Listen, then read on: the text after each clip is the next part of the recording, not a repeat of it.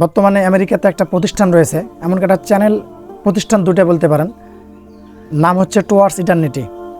এটা এমন একটা প্রতিষ্ঠান, এখানে ইসলামিক প্রত্যেকটা বিষয় নিয়ে গবেষণা করা হয়। তো তাদের গবেষণা অনুযায়ী উঠে এসেছে যে ফিলিস্তিনে যে বর্বর হামলা চালানো হচ্ছে, শুধুমাত্র এই হামলাটা ফিলিস্তিনেই মানে সীমাবদ্ধ থাকবে না। এটা হচ্ছে তাদের একটা টেস্টিং, মানে তারা পরীক্ষা করছে, পরীক্ষামূলকভাবে সেখানে আক্রমণ চালানো হচ্ছে, মানুষকে হত্যা করা হচ্ছে, মুসলিমদেরকে হত্যা করা হচ্ছে। এখানে কোনো ইহুদি খ্রিস্টানকে হত্যা করা হচ্ছে না।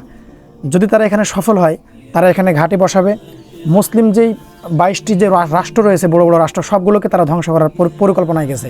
এটা হচ্ছে তাদের সবথেকে বড় উদ্দেশ্য। এখন কথা হচ্ছে এটাই যে গোটা পৃথিবীতে প্রায় ওভার 2 বিলিয়ন মুসলিম রয়েছে, অর্থাৎ 200 কোটির উপর মুসলিম রয়েছে বর্তমান সময়ে। ইহুদির সংখ্যা সেখানে মাত্র 80 লক্ষ, অর্থাৎ 8 মিলিয়ন। তো এই 8 মিলিয়ন ইহুদির সাথে 220 কোটি মুসলিম পারছে নাকি? কী কারণে? একটাই কারণ, সেটা হচ্ছে তাদের নিজেদের স্বার্থ। যেমন ইসরায়েলের সাথে সৌদি আরব বলেন, আরব আমিরাত বলেন, কুয়েত, কাতার, প্রত্যেকটা দেশের চুক্তি রয়েছে, বিভিন্ন পণ্যের উপর বিভিন্ন বিষয়ে তাদের চুক্তি রয়েছে। এই চুক্তির কারণে তাদের নিজের স্বার্থকে রক্ষা করার জন্য মুসলিমদের জীবন যাচ্ছে, তারপরেও তারা সেদিকে এগিয়ে আসছে না। তো তাদের কথা হচ্ছে এটা যে আমরা তোমাদের সাথে আছি, কিন্তু তারা সাথে নেই। শুধুমাত্র আরব কয়েকটি রাষ্ট্র, যেমন বলা যায় তুরস্ক প্রাথমিকভাবে একটু মানে হুঙ্কার দিয়েছিল, বর্তমানে তারাও এখন প্রায় চুপ।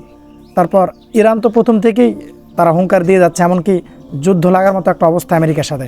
তো আমরা যে কথাটা বোঝাতে চাচ্ছি সেটা হচ্ছে, আল্লাহ সুবহানাহু ওয়া তাআলা পবিত্র কোরআনের ভিতরে একটা আয়াত বলেছেন, সূরাতুল বাকারার ভিতরে, সূরাতুল বাকারা 217 নম্বর আয়াত। আল্লাহ বলছেন, আল ফিতনাতু আশাদ্দু মিনাল কতল। ফিতনা, ফাসাদ, এটা এত বড় একটা পাপ, এই পাপটা হচ্ছে হত্যা করার থেকেও বড়। তো তারা পৃথিবীতে হত্যাও করছে, ফিতনা দুইটাই করছে, একসাথে দুইটাই চালাচ্ছে ইসরায়েল।